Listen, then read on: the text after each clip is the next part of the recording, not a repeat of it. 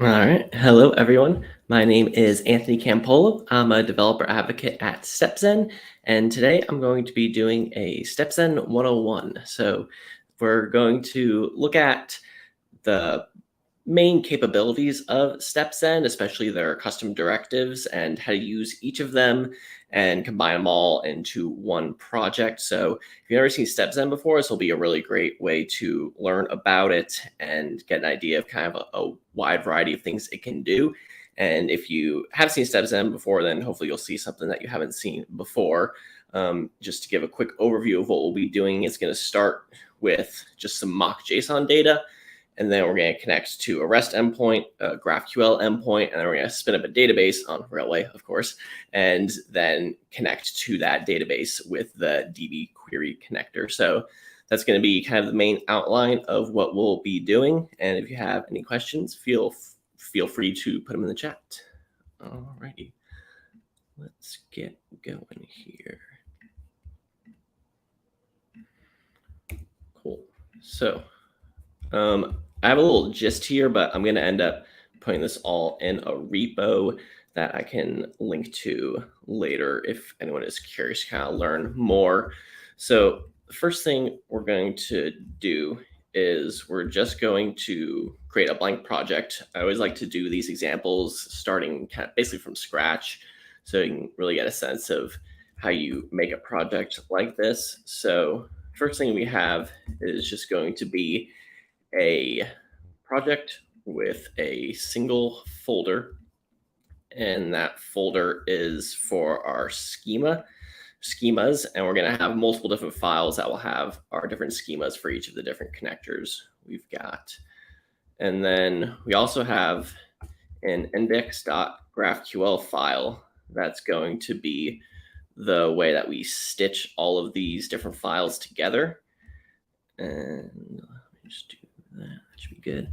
So these are going to be a couple of our files, and then we're going to end up importing the My Sql stuff later. So you don't have more for that yet, but don't worry too much about this. The first couple of things we want is we always want a git ignore, and the git ignore is really important for a couple of reasons. This may end up becoming a project with a front end on it at some point, and you're going to want to not commit node modules, of course, and DS store is very obnoxious, so you want to get rid of that. But the important thing here really is the config.yaml.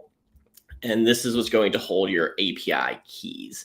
And so it's very important that you do not commit this file. There'll be only one point in this video where I'll kind of do something off screen, and that's going to be when I add an API key, and that goes into my config.yaml file. The next thing that you don't need to create, but I like creating so I have kind of more control over it right from the start, is your API endpoint.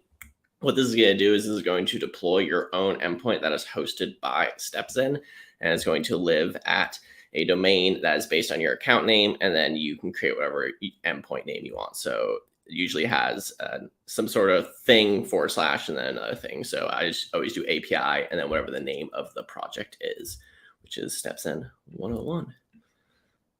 And then now this is creating the actual config.yaml file. And this is where our config is going to go. Right now it's kind of blank. We just have this configuration set here because you'll get an error when you try to run StepZen start if you just have a blank config.yaml file.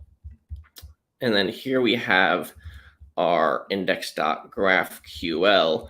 And this takes all these files and just smushes them together and then gives you one unified graph that you can query, which is the main thing that we're kind of showing in this example, is that you can have a very wide variety of different kind of endpoints and things that you're pulling in data and just query it all with just a simple GraphQL query. Because it's kind of the promise of GraphQL in the first place, is that you could be able to use it for your front end peeps to be able to just get the exact data they want when they want it.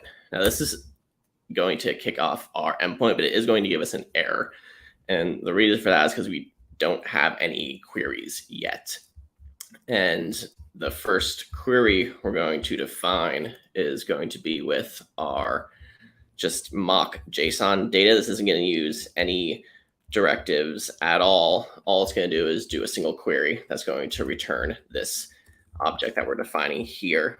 And if you know types, and these should all be fairly straightforward, but just to kind of go over them, we have string, which is like text, just things you type usually among yourselves and others. Ints, which are integers, numbers, and they are like whole numbers, like 1, 2, 3, 4, 5, and then float, which includes decimals. The JSON, which is going to be like an actual JSON objects that can have arrays and objects nested arbitrarily within each other. And date, so the date, what is today? October 8th, 2021. And then date time, which would include both the date and the time, 12:06 from where I'm currently standing. And then we're going to have a query just called getTest that's going to return that test. So now this will no longer be giving us an error. It's going to let us know that our endpoint has been successfully deployed. And this is my little endpoint here, Pleasanton being my hometown. And now that we have all that going, we can actually test out our endpoint. So let's open this up here and close that. And we're just going to do a query that's going to return all the stuff. And then there is all the stuff. We have the date, date time, float, int, JSON thing, and then some string. So that's pretty cool.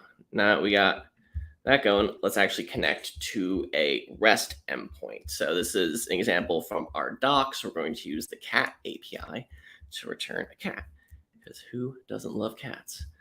And the cat type is going to have an ID. It's going to have a name, the temperament of the cat, the lifespan, and then the origin. And then in this query here, we have the endpoint configuration. So this is where things really start to get interesting. Now, if we have an endpoint like this, what we're doing is we basically went to the cat API's docs, found out how to hit this endpoint, found out what we needed to give it, and then how to get breed by their ID. And so we're passing in an ID variable specifically. And that's what we're doing here. And that's GraphQLism. You just can feed the stuff in with query variables very simply. And then we're going to configure this with our API key. So this is where I'm going to hop off for a second. So I just saved and we're getting an error, and that's because we don't have any cat config yet, which is this. So if we go over here now, this is going to be our config.yaml file, and you define a configuration that is being passed in to the thing here. And then when you give it your access token here. So now I'm going to hop off sharing for a second and do that. And this is the one kind of place where you may have some margin of error when you're doing things like this, is this kind of key management stuff. But what it does is it gives you the ability to have like your key just centralized in one place, which is really nice, because this environment variable sprawl is like a huge thing. This whole company is based around fixing environment variable sprawl. So let's go ahead and get sharing again. Actually, let me do one more. Let me make sure. Let me check one thing first. Okay, that's good. That's good. Okay, now we are back. Close that. Close that. Good. Good. Good. Okay, now that that's all set, I think we should be able to run this breed query.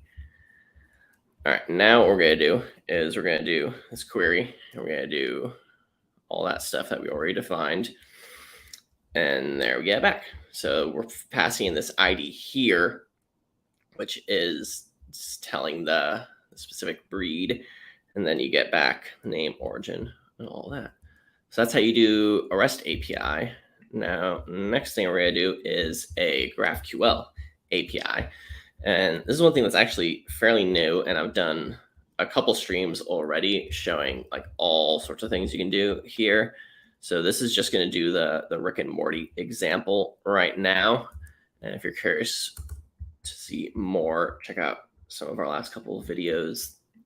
And this one is kind of like a nested object. So you have characters type, which has like this results thing, which then returns an array of the characters.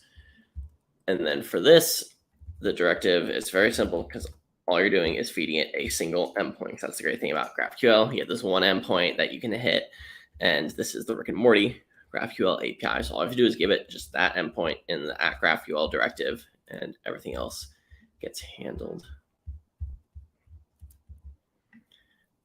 All right, and now go back here, and this is going to give us all of our Rick and Morty characters.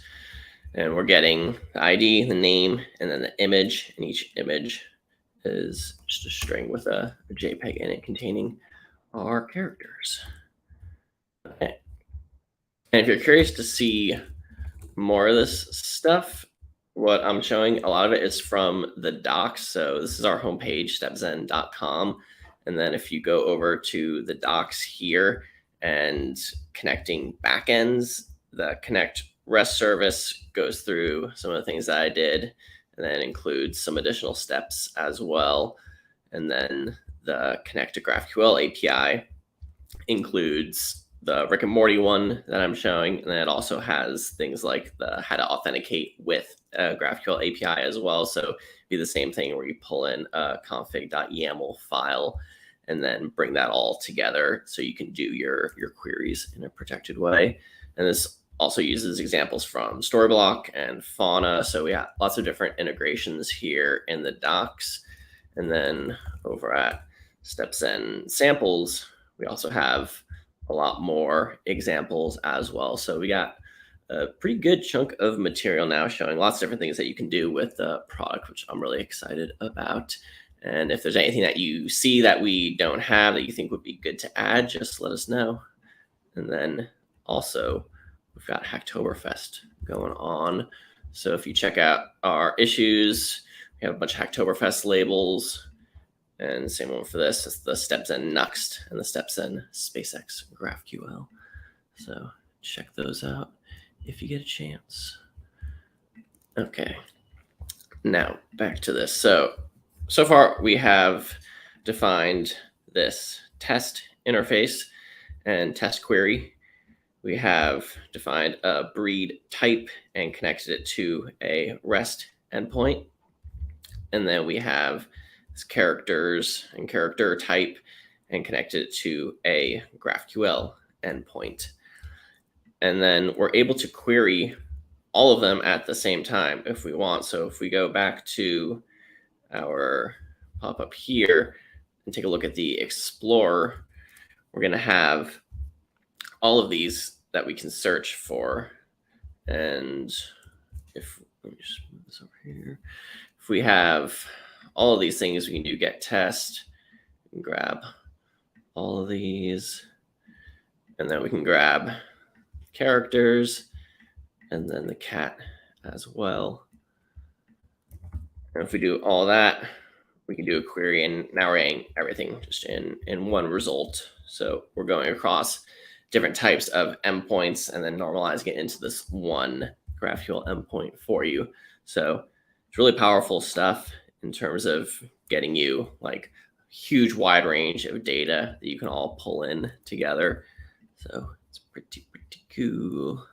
Okay, now we got all that stuff. The next thing we're gonna do is we're gonna do a database now. So this is where it's going to get interesting because now we actually have to host a backend that we need to connect to. Because so far we've been either creating our own mock data with the JSON data, or we've been using the REST endpoint or a GraphQL endpoint. And instead of doing any of that now, we're actually going to create our own endpoint that we're going to be able to use to feed data in. And this is where I think it starts to really get interesting, because now you can start to see how you can combine anything you want to home roll yourself and anything that you want to pull off the shelf from a third-party service or an open source thing, and you can feed it all into your project in a really unified, cohesive way. And this is what I'm really into in terms of like this whole full stack Jamstack stuff that I've been talking about for like a year now for anyone who listens to Full Stack Jamstack podcast. All right, so this is Railway. Railway is a company we've already done 2 streams with, And it's a great way to get a backend spun up very, very quickly. You can do a Postgres database, a MySQL database, a Mongo, or a Redis instance. And for this example, we're going to be using MySQL.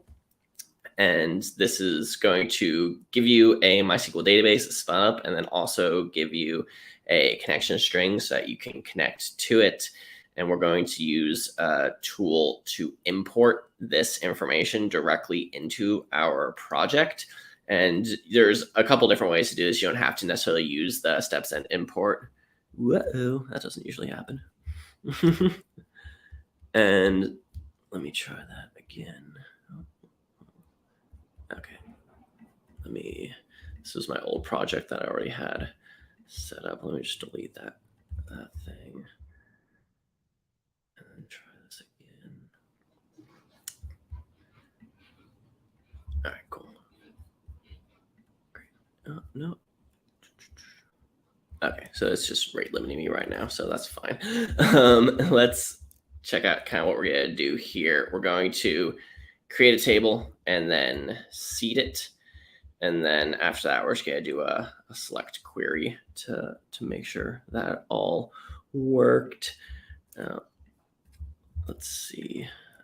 Sometimes I usually do this from the CLI actually. So let's see what happens if I just try and railway init empty project.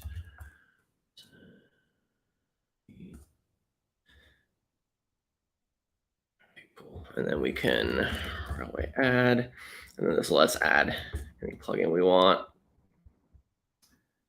And then once we get that going, then we'll be able to grab our connection string and connect to the project. Cool.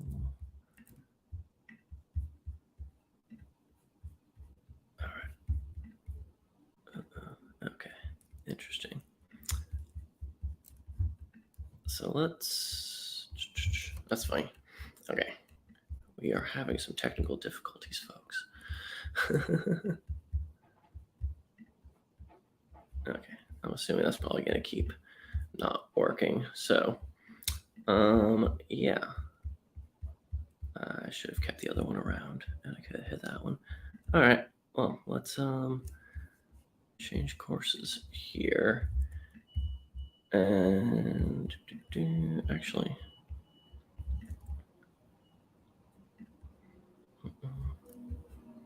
let's try this one more time. If it doesn't work, then we'll change course here.